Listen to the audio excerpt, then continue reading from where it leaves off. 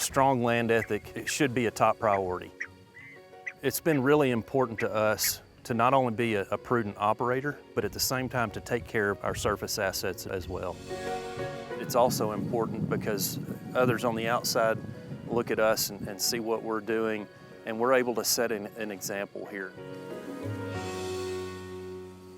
The Quail Ranch, really what we consider the heart of it, is about 90,000 acres, just a little over.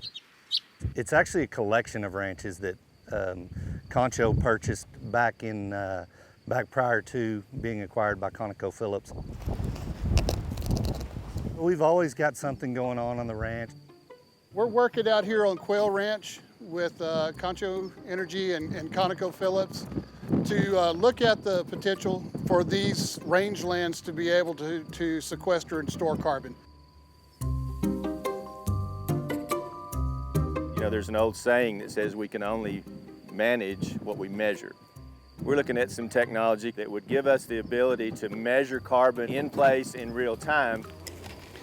Make sure we get a good tight sample presentation. Part of what we're doing is trying to understand how we could manage our lands in a way to be able to put more carbon into the soil and have it stay there long term.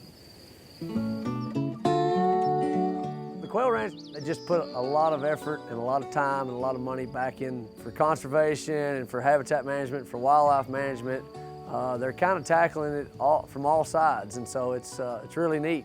This is part of an area that we've conducted some brush work, part of our grassland restoration efforts, and it's a pretty stark contrast here. As we're walking through here, you can see there's not much herbaceous cover at all. And what we were wanting to do is try to reestablish, you know, native grassland here.